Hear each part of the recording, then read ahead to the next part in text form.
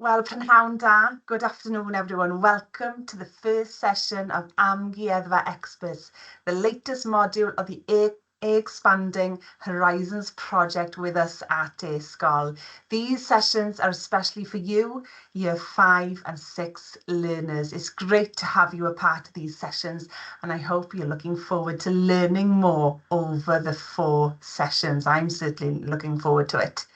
I'm Sue-Ann Richards and I work for e-sgol. I have the pleasure of introducing someone very important to you today, Liam Doyle from Amgueddfa Cymru. Hi, Liam. Hi, Sion. How are you doing? Good, thank you. And you? Yep, very good. Thank you.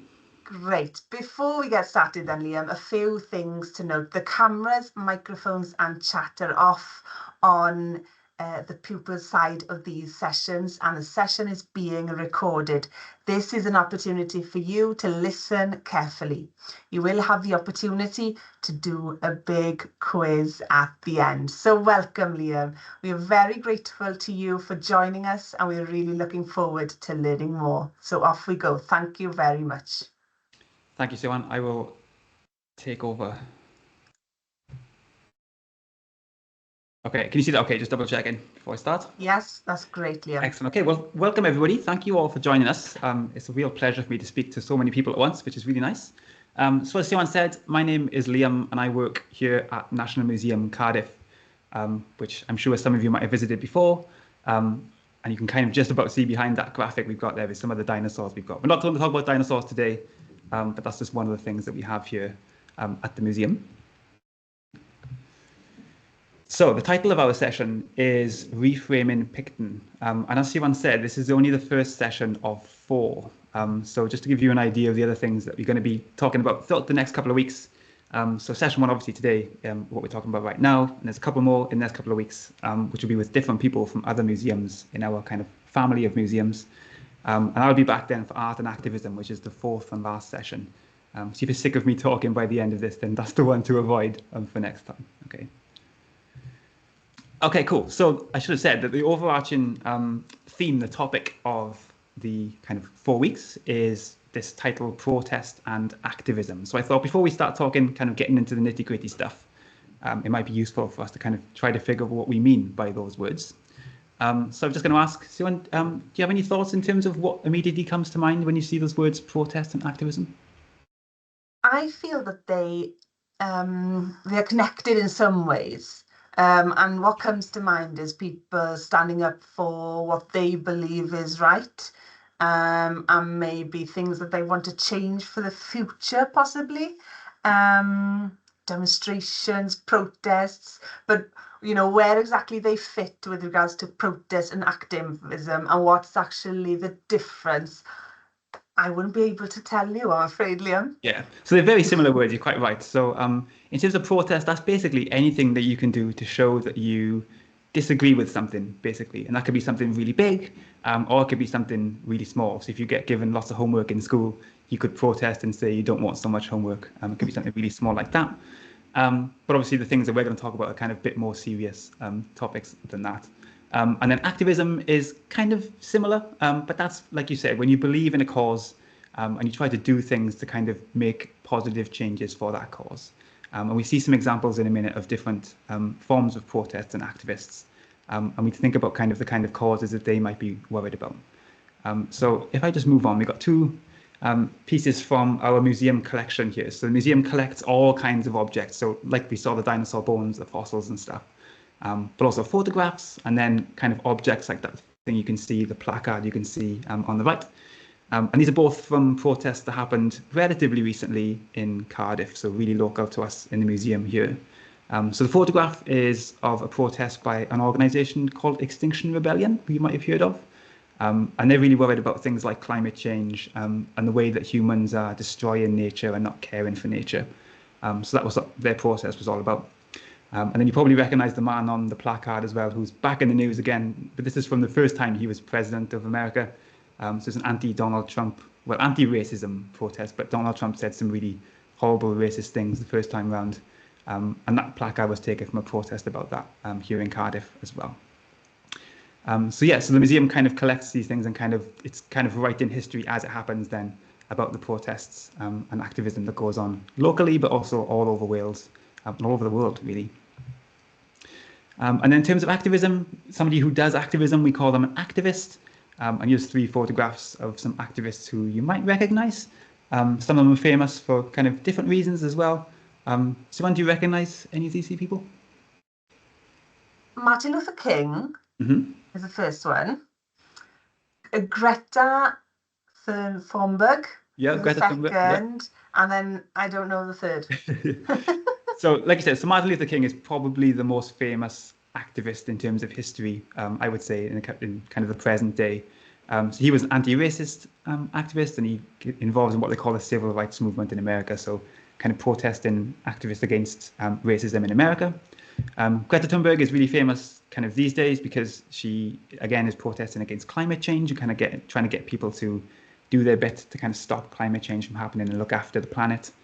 And then the man on the end is more famous because he's a footballer. So that's Marcus Rashford. He's got a Man United shirt on, but he's moved clubs since then. In that picture. But yeah, so he actually does loads of really good work as well. And one of his big protests he did was when they cut free school meals for schools.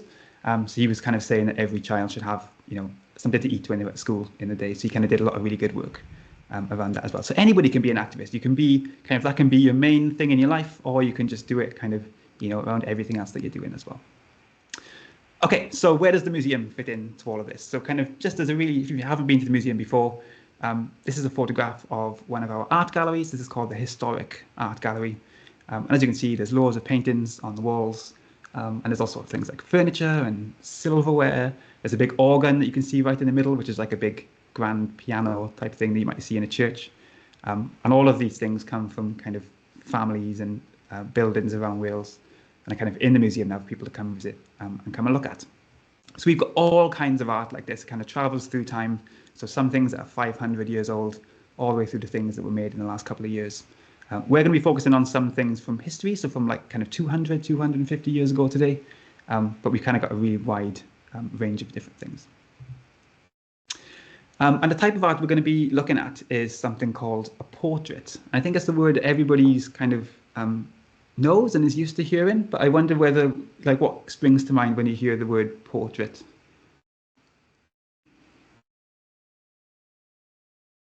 Well, an image of someone, a person, usually maybe sitting on, well, some of those are standing, obviously, so standing as well.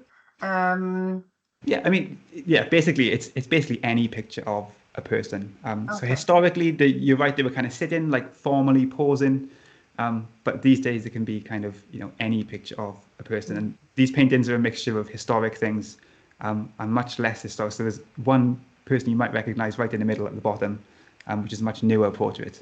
Yeah, so Tom Jones. Tom Jones, exactly.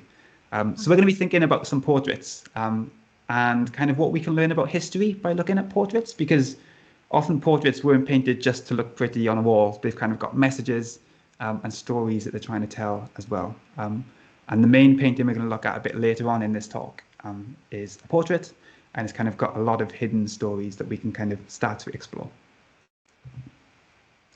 But before we do that, let's have a quick look at a couple of historic portraits and think about what we can find out by looking at portraits. So this is an example I just chose almost at random from that gallery I showed you a photo of a minute ago. And, we don't know anything about, I do, because I know who they are, but you probably don't know who these people are, kind of, why they're in a painting.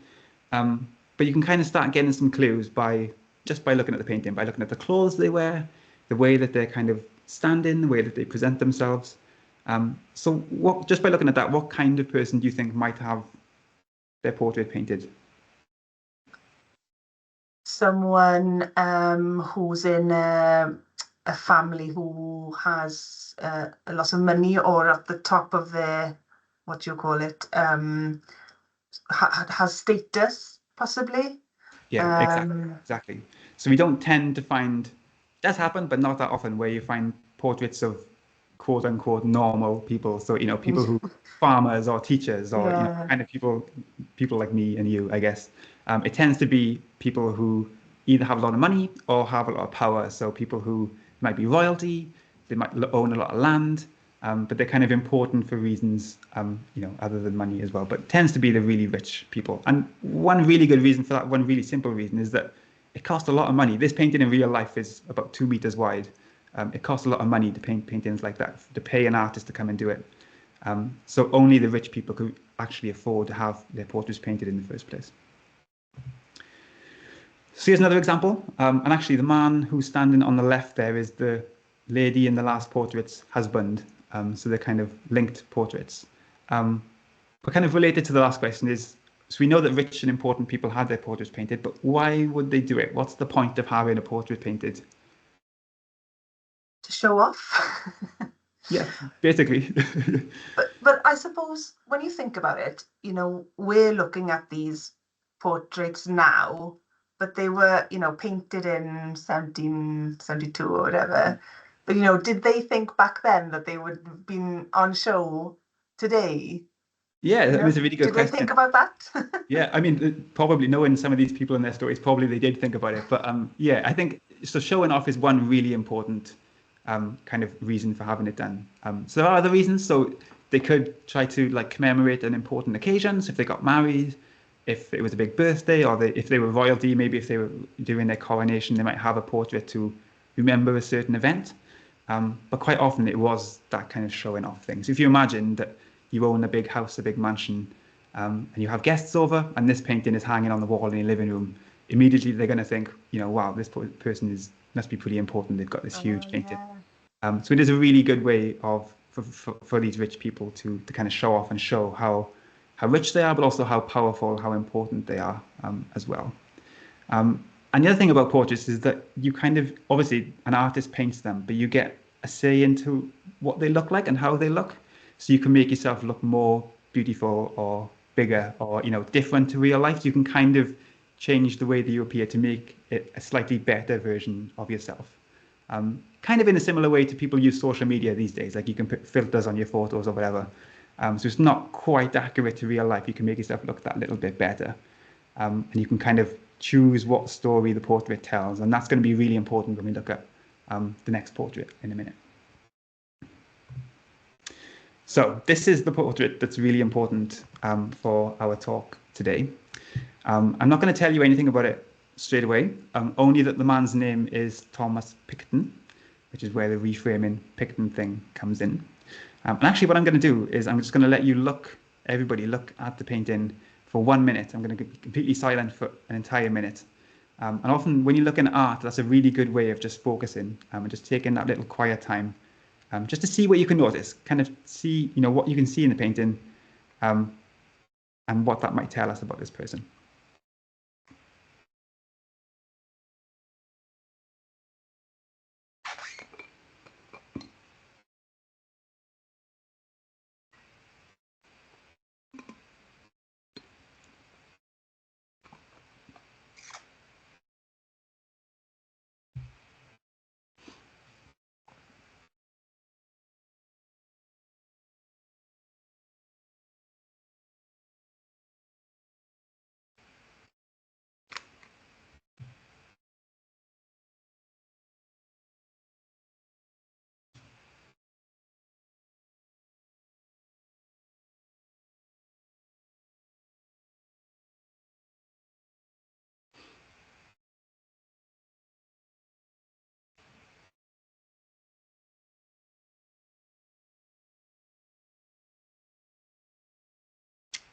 Okay, brilliant. You've had a minute, you've looked at the painting, didn't have much choice in the matter. So what did you notice? What kind of things can you see? What stands out right away? Well, I've noticed the way he stands. It's like he's got some power, authority, strong. The way he dresses, smart, soldier, with the sword, shiny boots. Yeah, no, exactly. So yeah, all those things are really important. That's exactly what you wanted the viewer to be thinking about when they looked at this picture of him. So you're quite right. You can tell almost immediately that he's a soldier. He's got a sword. He's got those shiny boots. He's got the hat he's holding in the other hand as well. And also that red coat. So the British Army would wear those red coats kind of at this period during history. So you can kind of immediately see that he's in the army. He's a soldier. And also, like you said, the way that he's standing and the fact that he's in a portrait at all tells us that he's not just any regular soldier. He must be kind of an important figure in the army. And I can tell you that he was the rank Lieutenant General, which I think is, I don't understand the army rankings that well, but I think it's the third highest ranking you can get. So if you imagine like a school, he wasn't quite the head teacher. He's more like a deputy head teacher or something, but he was really important in the army. So his name was Thomas Picton. Actually, to give his full title, it was Sir Thomas Picton. So he was knighted as well. So he must be important in that way. And like you said, he was in the army. And he was actually really famous. He was born in Haverfordwest in Pembrokeshire, so he's Welsh. And basically, for the last 200 years, he has been viewed as a hero. So that's kind of what this portrait is meant to show him as. He's brave. He fights in battles, in wars. He leads his other soldiers. And he's somebody who we should all kind of admire and look up to. And actually, this painting was displayed in a gallery in the museum called The Faces of Wales. And that was, or still is, I guess, a collection of different portraits from famous Welsh people, important Welsh people, who we kind of want to celebrate and remember, and kind of remember their legacies. And he stood alongside all those people. The problem is, and where the kind of reframing of the title comes in, is that, like we were just talking about, this portrait only tells one side of his story. And unfortunately with Picton, there's a whole other side to his story, which is a lot darker, a lot less nice, a lot less heroic. And kind of as the museum, we've had to kind of think about how we tell both sides of those stories.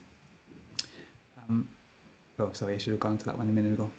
Anyway, so like I said, he was a soldier. He was quite high up in the army, and he actually fought. He's famous for fighting in the Battle of Waterloo, which is a really famous battle in British history. So that was when Britain and some other European countries, they were fighting a war against France and the French Empire. And it was when Napoleon was in charge of France. You might have heard of Napoleon before. He's a really famous general. And Waterloo was kind of the last battle of that war. And in the end, Britain managed to win, they would say. But Picton actually died during the Battle of Waterloo. And that picture of him there, so he's the man laying down. He's just been shot. So Picton died. So he was kind of treated as a war hero. He gave his life for Great Britain, for his country.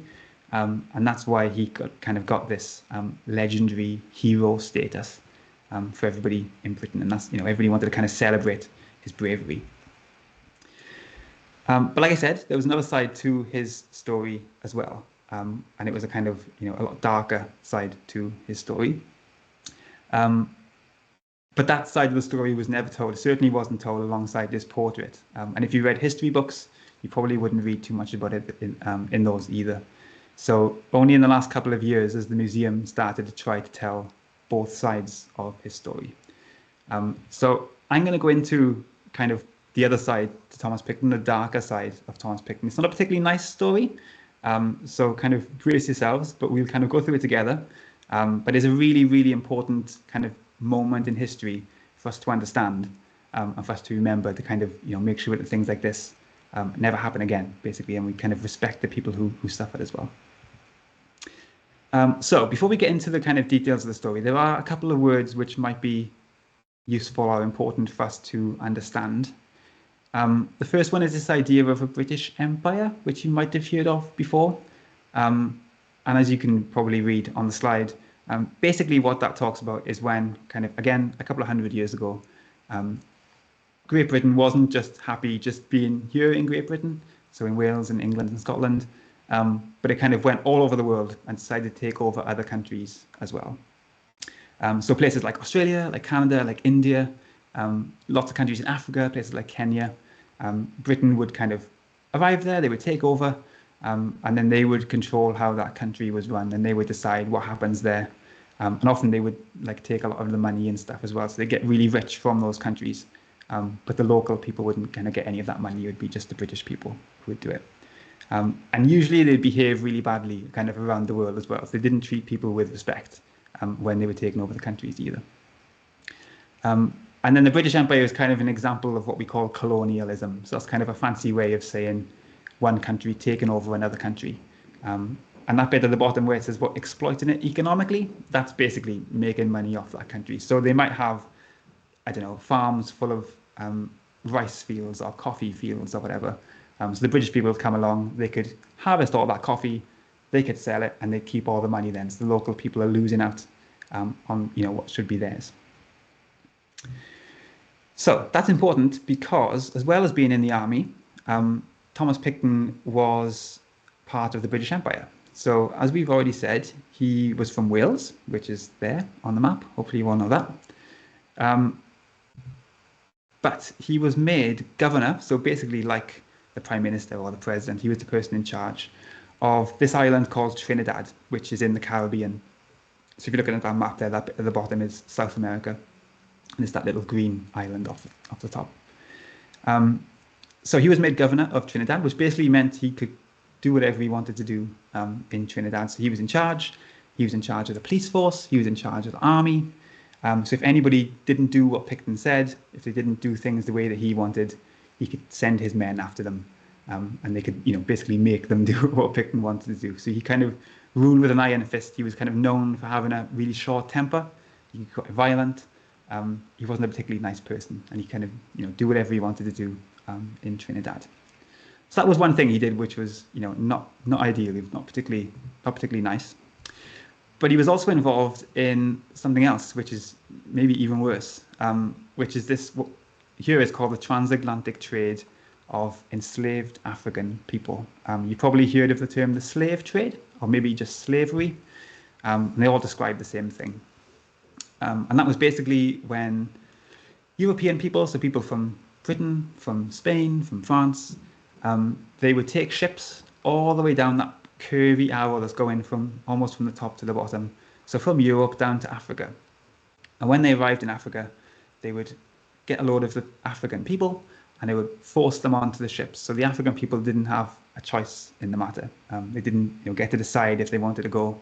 They were just taken from their homes, often separated from their families, just shoved onto boats. So that's a really horrible thing to do immediately. They didn't get any choice in the matter. But after that, then they were loaded onto the boats, and then they were sailed all the way across the Atlantic Ocean to the Americas. So to North America, where slavery is probably the most famous. You might learn about that in school. But also to South America, so places like Brazil, and also to the Caribbean, which is important because that's where Picton was in Trinidad.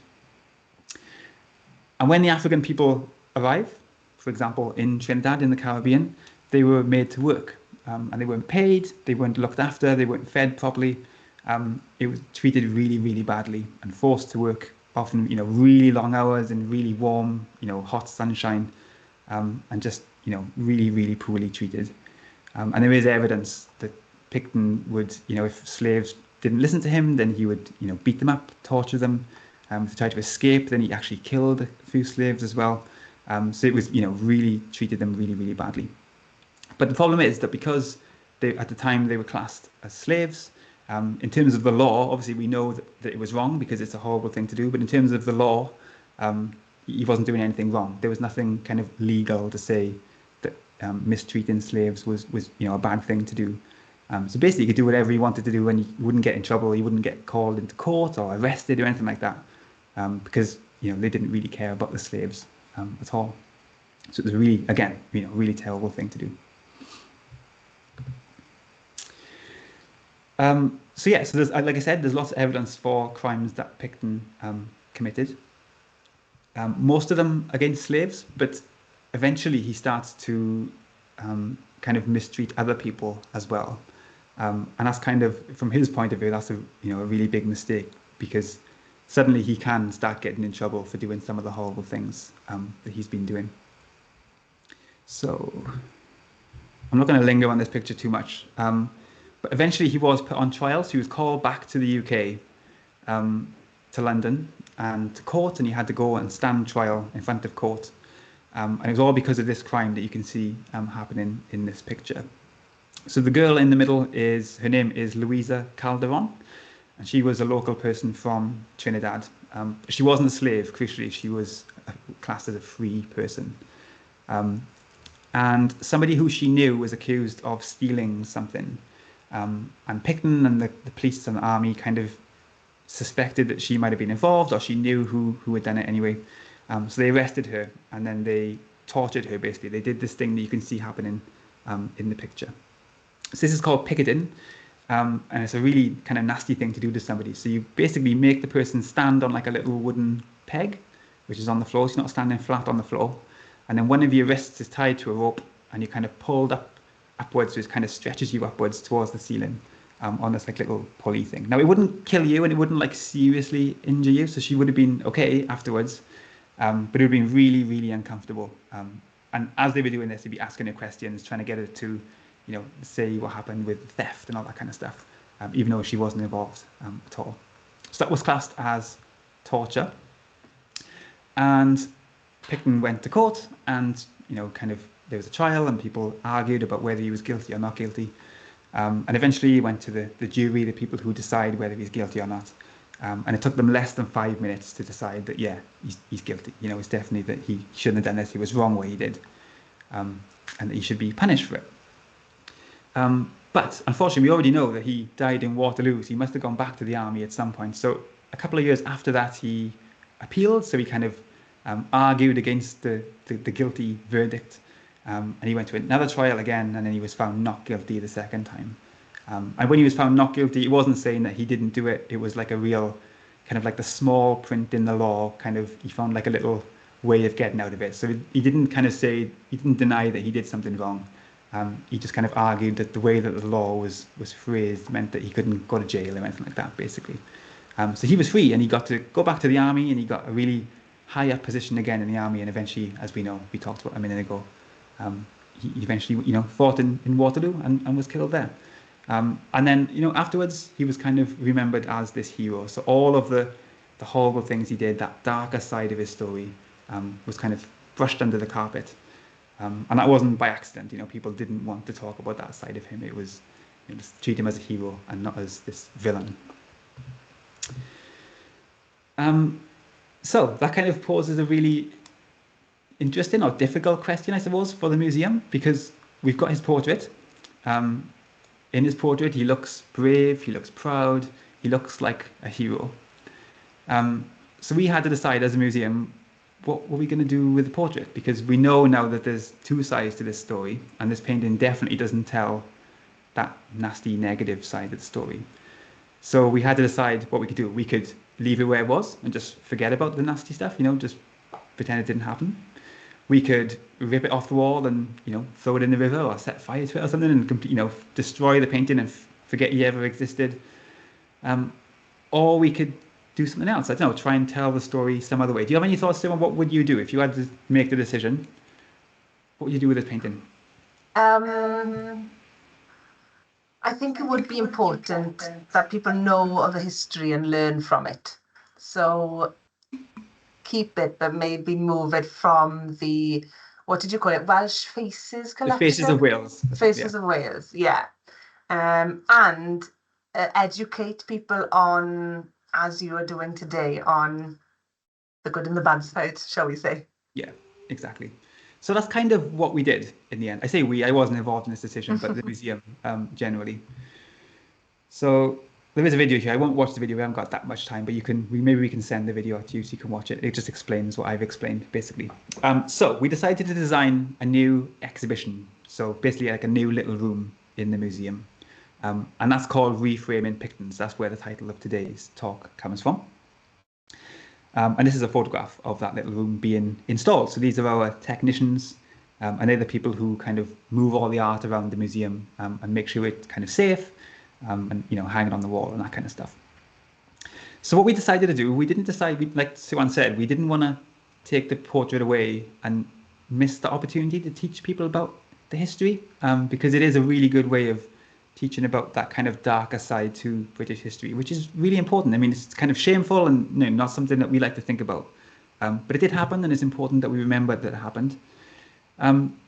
So we moved him into his little room of his own, and all of the panels, like the signs you can see around the room, they've got information about the story, basically like I've just told you now. So it kind of gives that background information.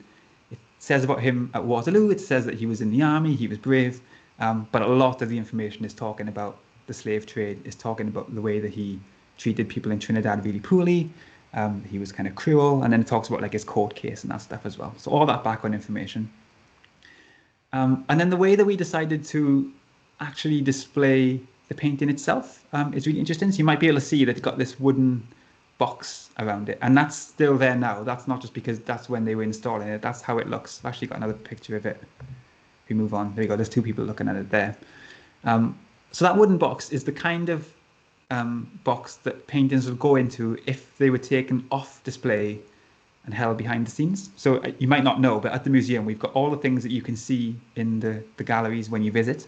But there's also loads of rooms behind the scenes in the basement, upstairs as well, which are full of literally thousands of paintings and fossils and objects, which are not on display. So they might be, somebody's looking after them, they're fixing them or whatever. And we kind of always rotate in those things, so things change all the time.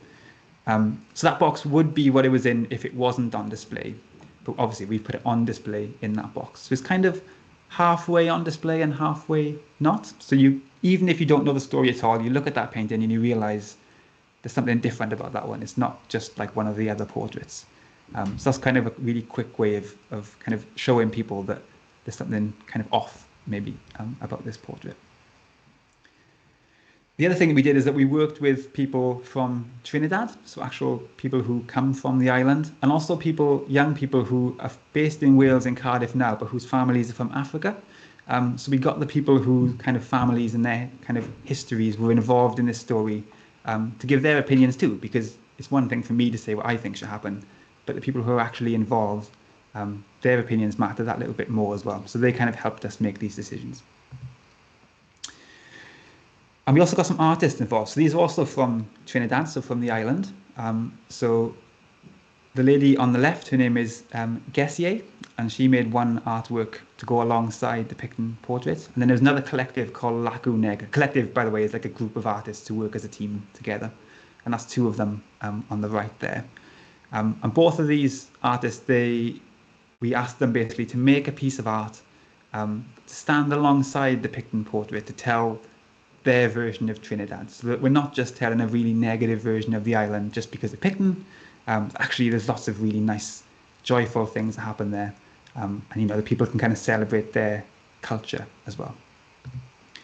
So to show you really quickly, so the Laku Negs, the team of artists, their artwork, it's like a room, so you can't quite see on a picture here, but you get to walk through. It's a little bit like a maze. You follow a path through, and eventually you get to this display, and you might be able to just make out there's like a wireframe sculpture, I suppose you'd call it, and that's meant to show Louisa, the girl who Picton tortured. You can just about see she's standing on that peg and her arm is being stretched up again. But rather than making it really kind of stark and scary and horrible, it's all bright colours. There's a big heart on the sculpture's chest to kind of show that she was loved. And if you were actually in the room, then they play in lots of like local music, and it's really colourful.